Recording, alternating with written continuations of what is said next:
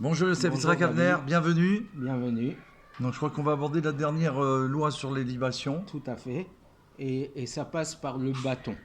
Donc Ah, une idole qu'on la sert avec un bâton. Il dit par exemple, lorsque devant cette idole, on fait du bruit avec des bâtons.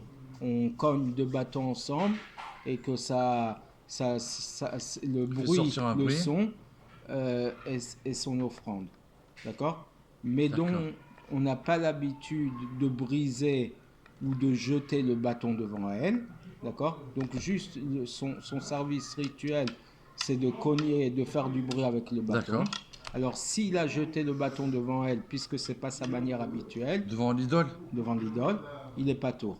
Il n'est pas condamnable. Et ça ne ressemble pas au fait de jeter le sang, d'asperger le sang du Mikdash dans le temple. Donc bien que aussi on fait le même mouvement de jeter, D'accord. mais puisque la forme d'aspersion ne se fait que par quelque chose qui peut se briser ou qui peut exploser comme le sang. Mais D'accord. là, juste jeter le bâton comme il ne va pas exploser ou se briser, il n'est pas tout. Mais lorsque Donc il n'est pas condamnable. il n'est pas condamnable.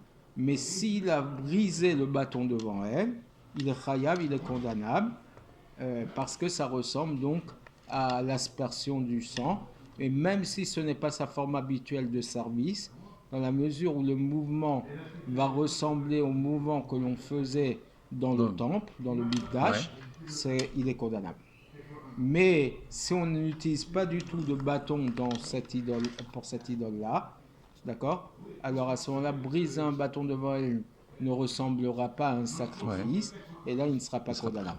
Donc je répète pour rendre les Ouais. choses claires, lorsque pour une idole dont le seul mouvement c'est de faire des bruits devant elle, d'accord, le fait de jeter le bâton devant elle Ne rend pas condamnable. ne le condamne pas.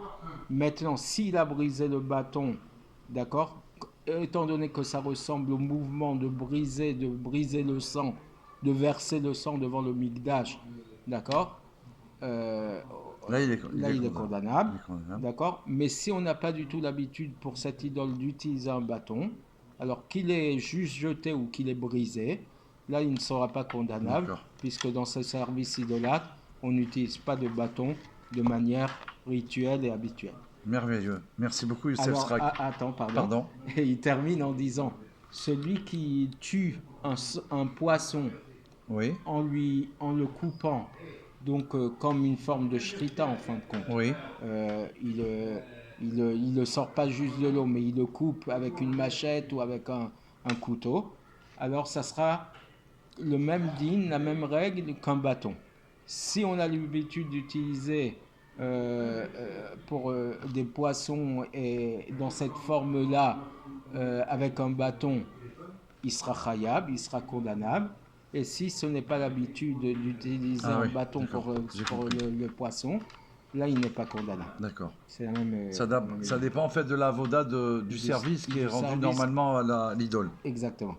Merci beaucoup. À très vite. À très vite.